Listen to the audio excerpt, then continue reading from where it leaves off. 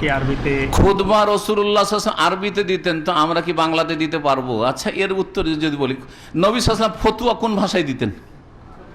হ্যাঁ, আরবিতে। তো আমি যদি আপনাদেরকে এখন আর এই ফতোয়াগুলো যদি আরবিতে দিই তো চলবে? বলবো সুন্নাত। এতক্ষণ যে বক্তব্য করলাম আমি আলহামদুলিল্লাহ আরবিতে বক্তব্য করতে পারবো, তো যদি আরবিতে এতক্ষণ বক্তব্য করতাম তো থাকতেন আপনারা? সব টান দিতেন, মাশাআল্লাহ, কিচ্ছু বুঝে না ভাগ। কথা ঠিক কিনা? তাহলে শুধু জুমার খুতবা আর ঈদের খুতবা আরবিতে সুন্নাত, না লেকচার দেওয়াটাও আরবিতে সুন্নাত? নবী সাল্লাল্লাহু আলাইহি ওয়াসাল্লাম কোন ভাষায় লেকচার দিয়েছেন? বাংলায়? উর্দুতে? হ্যাঁ, কিসে দিয়েছেন?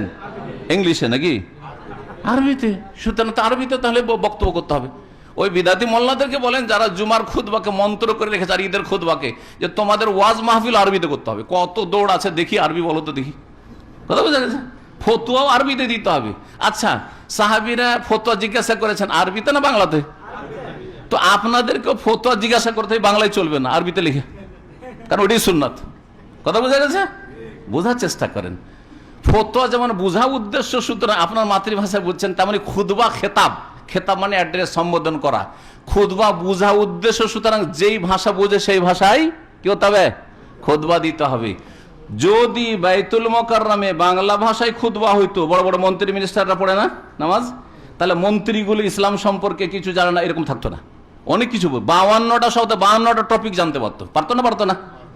কিন্তু বঞ্চিত রাখেনি, বঞ্চিত রেখেছে। যেই মোল্লারা বঞ্চিত রেখেছে, কিয়ামতের দিন ফাঁসবে। কিন্তু বড় বড় শিক্ষিত লোকেরা জলসা শুনতে আসবে না, এখানে আসবে না, কিন্তু আসবে মাহফিলে, আসবে এমনি আমন্ত্রণে কিছুক্ষণ 10 মিনিটের জন্য আসলো, তারপরে টান দিয়ে লেকচার দিয়ে বা চিফ গেস্ট হয়ে এসেছিল, তারপর চলে গেল। 2 ঘন্টা বসে থাকবে, সারা রাত ব্যাপী জলসায় বসে থাকবে, মাহফিলে কেউ বসে থাকবে না। কিন্তু জুমার খুতবাতে অবশ্যই আসছে, ঈদের খুতবাতে অবশ্যই আসছে, রাষ্ট্রপতি প্রধানমন্ত্রী সবাই আসছে, সমস্ত ক্যাবিনেট আসছে। তাহলে এদেরকে যে এই হক থেকে আর দিন শিক্ষা থেকে বঞ্চিত রেখেছে, এ কার ফতোয়া? হ্যাঁ, সরকারি ফতোয়া না বেদাতি মৌলবীদের ফতোয়া? এই মৌলবী হুজুরদের ফতোয়া। এই হুজুররা কিয়ামতের দিন ফেসে যায়, ভালো করে শুনে রাখে।